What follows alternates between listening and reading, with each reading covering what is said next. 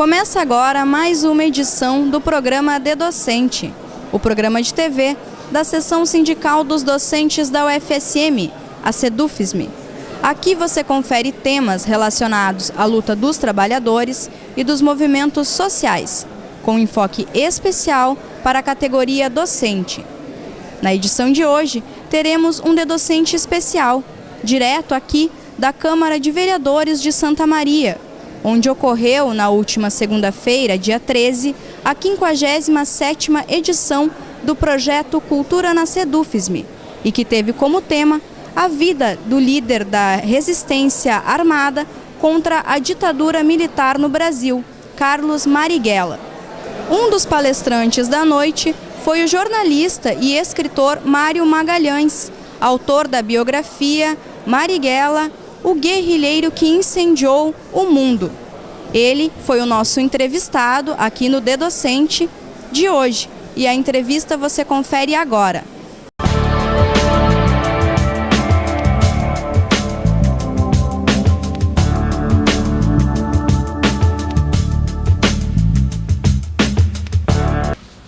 Nós vamos conversar agora com o jornalista Mário Magalhães, natural do Rio de Janeiro, mas que também tem vínculos com o Rio Grande do Sul, especialmente com Pelotas, onde morou parte de sua infância. Ele já trabalhou em veículos importantes do centro do país, como o Tribuna da Imprensa, o Globo, o Estado de São Paulo e Folha de São Paulo, tendo recebido mais de 20 prêmios em sua carreira. Atualmente é responsável por um blog no UOL, Universo Online. Em 2012, lançou a biografia do guerrilheiro fundador da Ação Libertadora Nacional, ALN, Carlos Marighella. Foi quase uma década de pesquisa que resultou em aproximadamente 600 páginas do livro intitulado Marighella, o guerrilheiro que incendiou o mundo. Mário Magalhães veio a Santa Maria para participar do projeto Cultura na SEDUFSM, que teve como tema Marighella, o homem por trás das letras, que ocorreu na Câmara de Vereadores no dia 13 de maio, do qual participou também a professora da Unifesp e ex-militante da ALN, Ana Maria Ramos Estevam. Nós vamos conversar agora no De Docente com Mário Magalhães sobre como foi escrever esta obra inédita. Mário, seja bem-vindo. Obrigado. Inicialmente eu perguntaria, o que te levou a dedicar 9 anos de tua vida a pesquisar sobre Carlos Marighella? Bom, Fritz, fundamentalmente uma paixão, quase um desvio de caráter, uma paixão insana pelo jornalismo, e em particular pelo gênero mais nobre do jornalismo, que é a reportagem. Em 2003 estava com 39 anos, e antes de completar 40, eu queria iniciar um mergulho numa investigação de fôlego, numa reportagem de fôlego, e mais precisamente na história de uma vida. Queria escrever uma biografia. E pesquisei, não encontrei personagem com a vida mais trepidante do que a do Marighella. E goste-se ou não dele, como costumo dizer, é impossível ficar indiferente a quem teve uma vida fascinante como Marighella teve. Foi assim que começou essa história, e aí foram 9 anos de trabalho no livro. Na tua avaliação, qual a dimensão histórica e política dessa obra, Mário? Olha, da obra eu não sei.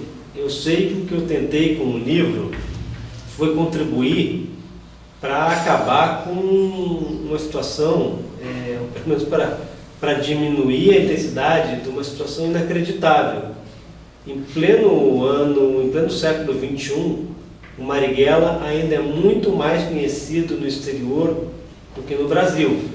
Se a gente for fazer uma relação dos 10 brasileiros de maior projeção internacional no século XXI, é impossível excluir o Marighella. Eu falo de uma relação assim, sem contar artistas e desportistas. Marighella talvez seja, também excluindo artistas e desportistas, o brasileiro negro de maior projeção mundial de todos os tempos. Marighella é o político baiano, não é o Antônio Carlos Magalhães, é mais conhecido no exterior. E apesar de, no ano de 2012, ter havido uma série de iniciativas no Brasil que contribuíram para contar um pouco da história do Marighella. Eu cito o filme documentário feito pela Isa Greenspoon Ferraz, um belo filme, sobrinha do Marighella. Os Racionais lançaram uma música e um videoclipe premiado, falando do Marighella. O Caetano Veloso lançou a canção Um Comunista, que é uma homenagem ao Marighella, e eu, depois de 9 anos de ralação, lancei essa biografia pela Companhia das Letras. Ou seja, o que o livro tenta dar conta é de reconstituir 40 anos de história do Brasil e do mundo muito intensos, frenéticos, e com uma vida, como digo a do Marighella, que é difícil se encontrar uma vida igual, uma vida como a que ele viveu. Há uma frase em destaque que diz: o brasileiro que não teve tempo de ter medo. O que podemos extrair dessa ideia? Qual a herança que homens como Marighella deixaram para o país, na tua avaliação? Essa frase é uma citação da lápide do Marighella, onde o Marighella está enterrado na Bahia. É uma criação do Oscar Niemeyer, que foi, além de correligionário no PCB, foi grande amigo do Marighella. Marighella foi um homem de grande coragem física, também física, e o que a gente, para ter uma ideia dessa coragem, quem diz no livro: cuidado que o Marighella é valente, quando manda os seus beleguins perseguirem o Marighella, vai resultar em mais de 10 homens armados balearem o Marighella, e o Marighella com 3 buracos no corpo, sangrando, 3 orifícios de entrada de bala. Ele luta contra mais de 10 homens, luta capoeira. Quem faz esse alerta, cuidado que o Marighella é valente, é o diretor do DOPS, a Polícia Política do Rio de Janeiro, em 1964, Cecil Borella. Toda a vida do Marighella é marcada por essa valentia, que já começa com a escola dentro de casa. Eu conto como era o pai dele, um italiano que não admitia que os filhos voltassem de cabeça baixa em casa, por não ter encarado na rua os desafios físicos muito próprios da juventude. E na vida dele o Marighella sempre teve muita coragem política e espiritual. O Marighella tinha uma frase que eu repito, né? A gente pode gostar ou não do Marighella, mas é uma frase muito interessante para a vida, né? Marighella dizia assim: a defensiva é a morte, né? Então, quer dizer, a pessoa na vida não tem que andar com o freio de mão puxado, né? Ele só não usava essa expressão porque o Marighella nunca soube ligar nem a ignição do carro, embora fosse filho de um grande mecânico de automóveis, irmão de 2 mecânicos. O pai dele tinha um Buick, que era um carro americano bem bacana, mas o Marighella nunca soube dirigir. Então, quer dizer, a vida e mais do que a pregação, a vida do Marighella, ela é pautada por atos de coragem e de valentia. Ao mesmo tempo em que Marighella pode ser visto como alguém que não teve medo, que lutou por seus ideais até ser morto, na tua avaliação, por que em nosso país continuamos a ter medo do passado? Especialmente os militares mais antigos têm uma espécie de horror, né, a comissões que busquem a verdade sobre o período autoritário, por exemplo. A minha impressão não é de que o Brasil e os brasileiros tenham medo do passado. Pelo contrário, eu acho que cada vez mais os brasileiros querem conhecer a sua história. Quem tem medo do passado é quem tem contas a prestar com a história. Até hoje, a gente vibra, eu vibro, e muita gente vibra quando se encontra um ancião nazista, por menor que fosse a participação dele na cadeia da repressão do Terceiro Reich, e quando essa pessoa é presa, essa pessoa é julgada porque ela cometeu violações contra os direitos humanos que são imprescritíveis. Então, evidentemente que há muita gente que matou, que torturou, que provocou desaparecimento forçado de corpos, que teme em que no Brasil ocorra o que acontece hoje em vários países do mundo, como o Uruguai, a Argentina, o Chile, o Camboja, a Sérvia e tantos outros países em que os repressores estão são julgados e muitas vezes têm que cumprir penas por terem cometido violações contra os direitos humanos. Quer dizer, não é o Brasil, não são os brasileiros que têm medo do passado. São os autores de crimes contra a humanidade que não querem que a história seja conhecida porque temem vir a ter que pagar pelos crimes que cometeram. E é curioso que tem muita gente que diz, no Brasil, o brasileiro tem saudade da ditadura. Tá? Olha, eu estou escrevendo um texto por esses dias que é o seguinte, vejamos a eleição de 2014. Quem são os candidatos que estão colocados no páreo hoje? A presidente Dilma Rousseff ou o presidente Lula? Seria uma opção para o PT. A gente tem a Marina Silva, temos Eduardo Campos, Aécio Neves, talvez José Serra, ou Luciana Genro, ou Chico Alencar, José Maria de Almeida, todos, Aécio Neves, não sei se eu tinha citado, todos esses personagens, de uma maneira ou de outra, com uma intensidade ou outra, tendo já determinada idade mais avançada, ou sendo ainda jovens que acompanhavam os avós, como no caso do Eduardo Campos e do Aécio Neves. Todos esses personagens foram opositores da ditadura. Ou seja, que história é essa? Imagina se tivesse um saudosismo no Brasil por ditadura, se não ia haver um candidato tentando surfar numa onda dessa, né? A história é essa, o Brasil rejeita a ditadura, os brasileiros rejeitam aquele passado. Por isso que de todos os candidatos, pré-candidatos à presidência no ano que vem, não tem uma única alma que venha defender a ditadura, apesar do Aécio de vez em quando tropeçar e falar em Revolução de 64, né? Mas o Aécio andava com o avô dele, o presidente Tancredo Neves, para cima e para baixo, né? Como opositor do regime instaurado em 64. Ou seja, acho que o Brasil não tem medo, quem tem medo são alguns brasileiros. E por que, na tua avaliação, se avançou tão pouco nessa questão da investigação desses crimes cometidos durante o regime militar? O próprio governo é bastante titubeante, né, em implementar a Comissão Nacional da Verdade. O que acontece é que a ditadura se auto-anistiou em 1979.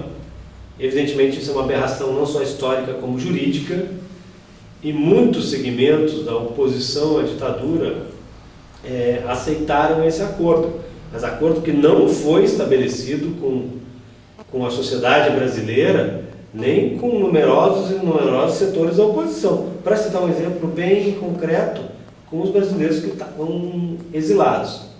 Então, o que existe, que é notório, é um atraso do Brasil em relação a outros países no conhecimento da sua história recente. Eu me refiro especificamente ao período inaugurado em 1964, concluído em 85 ou 88 com a nova Constituição, que existe um atraso do Brasil. E há muitos segmentos políticos que tentam evitar que haja essa punição a esses perpetradores de crimes contra os direitos humanos. A decisão do Supremo Tribunal Federal em considerar que a lei de anistia protege torturadores e assassinos, agentes do Estado assassinos, ela vai contra todos os protocolos assinados pelo Estado brasileiro, protocolos internacionais de defesa dos direitos humanos. Mas cedo ou mais tarde, esses protocolos vão se impor. Porque é curioso, eu já li e reli a lei de anistia de 79. Em nenhum momento ela fala em anistiar matador, torturador. Não existe isso na lei. Não está escrito lá. E mesmo assim, crimes permanentes, como o sequestro com desaparecimento forçado de pessoas, esses crimes continuam. Ou seja, o Estado não devolveu às famílias os corpos para enterrar. Portanto, há sequestros em andamento. E os autores desse crime têm que ser julgados. Isso é uma norma fundamental do Estado Democrático de Direito. Também considero um governo muito titubeante, o advogado, o adjetivo usado pode ser esse mesmo, embora tenha havido ministros como dos Direitos Humanos, como Paulo Vanuc e o Mário Miranda, que tenham sido ministros muito ativos em relação a esse passado, que na verdade é o passado na forma. No conteúdo a gente não está discutindo o passado. A discussão é a seguinte: qual é o país que nós queremos construir? Porque um país em que a impunidade vigora é um país que está avisando para os agentes públicos do presente e do futuro: podem fazer de novo que não vai dar nada. Não é à toa que a tortura continua a ser uma prática fartamente implementada em delegacias do país inteiro, principalmente contra jovens pobres e negros. Mário, pensando um aspecto dentro do livro, um detalhe, na verdade, que fala, por exemplo, Marighella, quando foi deputado, lá em meados da década de 40, ele doava, assim como os companheiros dele que eram parlamentares, mais de 90% do subsídio que eles recebiam para o Partido Comunista Brasileiro. Nos dias de hoje, o que a gente observa são as pessoas acima dos partidos, totalmente inverso do que era na época. Como é que tu vê essa relação da política que se fazia na época, especialmente pelo PCB, e a política que se faz hoje? Concordando ou não com a linha do PCB ali na Constituinte de 1946 e na atividade parlamentar até a cassação dos mandatos dos parlamentares comunistas de janeiro de 48, tem um fato evidente, outros tempos. Tanto que eu não resisto sempre em eventos de discussão do livro em que estão presentes parlamentares, eu não resisto a fazer a brincadeira de sugerir que eles se inspirem no Marighella, que dava 92% do salário para o partido, e hoje há partidos que não exigem nada dos seus parlamentares, e há partidos que são recolhidos 10% do salário, e os parlamentares reclamam muito e tal. E, Marighella dava 92%. É inacreditável que um constituinte, ser constituinte em 46 era muito mais do ponto de vista de poder, influência, prestígio, do que ser parlamentar hoje. Embora a Câmara dos Deputados não tivesse nem 10 carros automóveis ao todo. Mas era muita coisa. E o Marighella morava num apartamento alugado de 4 quartos no Catete, no Rio, mas num quartinho só. Num quarto morava um casal de camaradas, no outro quarto os filhos do casal, no outro quarto um outro camarada, e morava num quarto alugado. Marighella tinha 3 ternos, todos doados, bem como um único par de abotoaduras.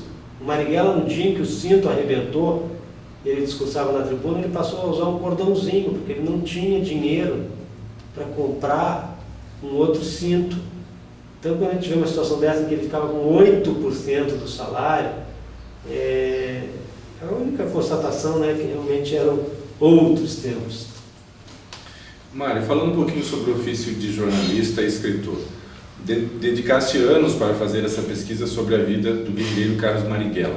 Como foi fazer essa pesquisa? Como foi o acesso aos documentos? Ele foi fácil? Enfim, como foi esse processo? Foi um processo longo, Fritz. Foram 9 anos, dos quais 5 anos e 9 meses em regime de dedicação exclusiva. Eu entrevistei 256 pessoas. Imagina, o Marighella, um homem que nasceu em 1911. Eu entrevistei até a professora de inglês do Marighella no ginásio da Bahia. Eu li 600 títulos da bibliografia, que correspondem a quase 700 volumes. Tive acesso a mais ou menos 70 mil páginas de documentos em 32 arquivos públicos e privados do Brasil e do exterior. Do exterior eu me refiro à Rússia, República Tcheca, Estados Unidos e Paraguai. O livro, essa narrativa, é mais ou menos 600 páginas. Tem ao fim do volume 2.000 a 2.580 notas, indicando a fonte de todas as informações mais relevantes ou interessantes do livro. Ou seja, foi uma trabalheira, uma apuração monumental, e num processo de elaboração em que o maior trabalho foi o de escrever. Eu devo ter, digamos, aproveitado 1% da apuração. A maior armadilha que eu tinha pela frente era transformar essa apuração gigantesca numa maçaroca de texto, ou seja, num relatório muito chato. E quem teve uma vida sedutora como Marighella, eu acho que eu tinha que escrever um livro com um texto também sedutor. É a discussão estética, ou seja, Marighella teve uma vida de tirar o fôlego. Eu não tinha o direito de escrever um livro no qual, pelo menos, eu não tentasse tirar o fôlego do leitor. E é claro que a vida do Marighella ajuda muito, porque são tantos fatos, são tantas ações que permite escrever um livro em que muitas vezes, né, parece que é um roteiro de cinema. Né? Com base em toda a documentação que tu recolheste, é possível escrever mais alguma coisa ainda, ou tu dás como encerrado a partir do livro? Não, imagina, com uma documentação dessa tem material para escrever sobre um número inimaginável de assuntos até eu morrer, aos 99 anos. Eu estou doando a documentação que eu apurei, que eu levantei nesses 9 anos, para o Memorial Marighella, que vai ser construído em Salvador, na Bahia, para que qualquer pessoa de qualquer lugar do mundo tenha acesso a essa documentação. Estou compartilhando, acho que um compromisso meu, para que qualquer pesquisador possa ter acesso a ela e produzir novos trabalhos a partir desses papéis que têm um imenso valor histórico. Já houve algum contato em relação à possibilidade de algum filme? Sim, houve vários contatos, várias sondagens. Eu não sei se eu já falei para alguém alguma vez, mas já há um acordo, mas que é verbal. Quando for assinado o contrato, todo mundo vai saber. É um grande projeto para fazer um grande filme com linguagem ficcional baseado em fatos reais sobre a história do Marighella. É um projeto muito bacana, tomara que role. Certo. Obrigado, então. Parabéns, Mário. Obrigado, eu que agradeço.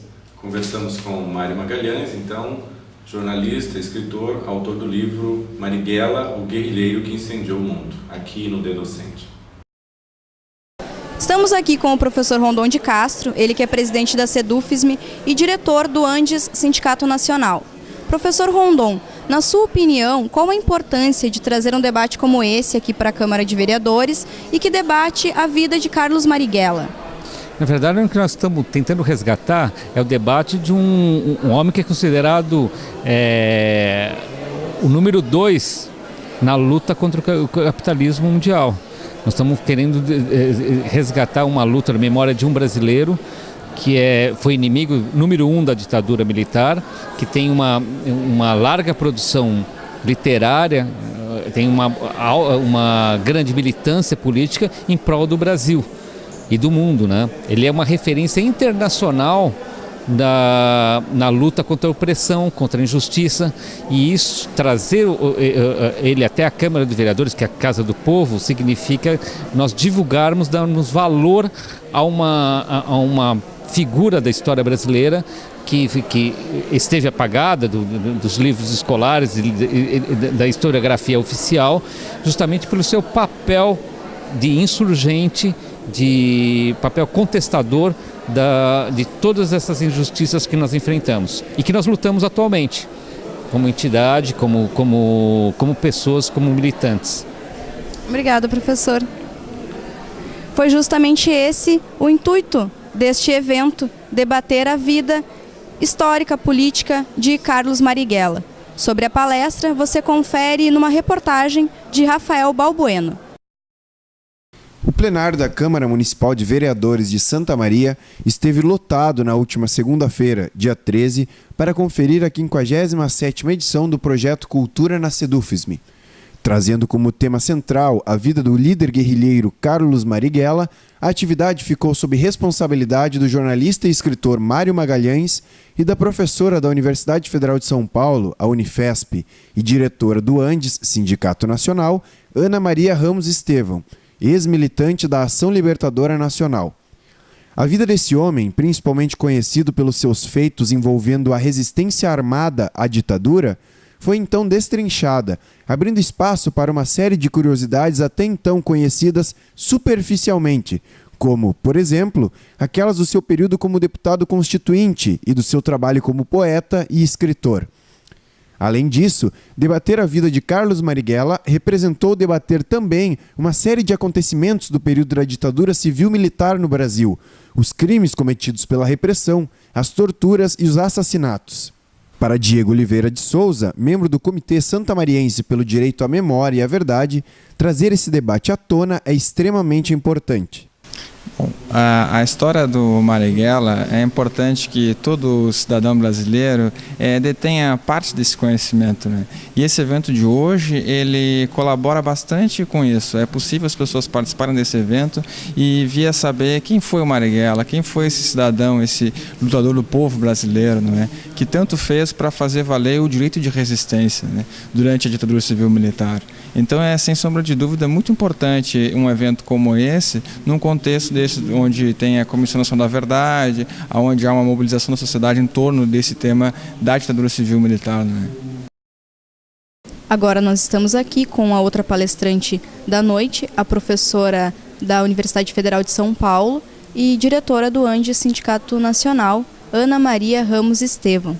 Professora, como a senhora vê a importância desse evento, que além de debater a vida de Marighella, está dentro de um contexto que foi a ditadura militar no Brasil?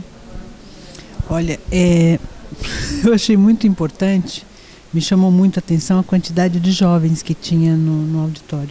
Eu achei válido a recuperação da memória desse tempo e o fato da gente poder dizer que a luta armada aconteceu no Brasil e que ela teve um papel importante, né, na história do Brasil. Não só o Marighella, mas teve um papel importante na luta contra a resistência, na resistência contra a ditadura militar e na luta pela construção de um outro tipo de sociedade, né? E ter jovens ouvindo essas histórias e levando a gente a sério e dizendo, olha, vocês são modelos para a gente. Isso foi o mais cativante da noite. Obrigada, professora. Lembrando que na próxima edição do programa De Docente, nós teremos uma entrevista com a professora Ana Maria.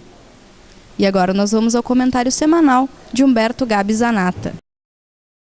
A edição de Cultura na SEDUFSM dessa semana oportunizou que Santa Maria discutisse um período muito importante e às vezes esquecido da história brasileira. A partir da presença de Mário Magalhães e da professora Ana Estevão, Santa Maria pôde debater com a juventude, com os professores, com o público interessado, um período da vida do Marighella, mas também um período da vida do Brasil, em que se discutiu não apenas a luta armada, mas as consequências e tudo aquilo que às vezes nós, historiadores ou nós professores, não repassamos como verdadeiro conhecimento de uma fase importante da história brasileira.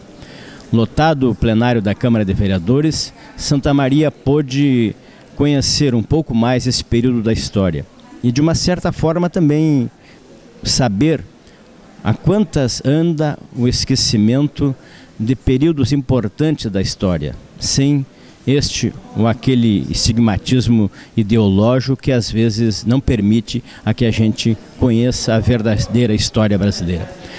O Cultura na SEDUFSM, como uma tradição e como uma característica do Sindicato dos Professores da Universidade Federal de Santa Maria, quer continuar contribuindo para que a história, a verdade da história, seja efetivamente conhecida, assim como se fez neste evento. Portanto, uma bela oportunidade para que Santa Maria tivesse o conhecimento de fatos importantes da história brasileira e que às vezes nós esquecemos ou não queremos lembrar.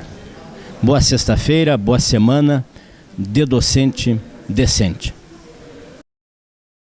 Encerramos aqui essa edição especial do programa De Docente. Lembrando que no site da SEDUFSM você pode conferir entrevistas na íntegra, textos, vídeos e fotos sobre esta edição do projeto Cultura na SEDUFSM, Marighella, o homem por trás das letras. Obrigada pela audiência e até a próxima edição do programa De Docente.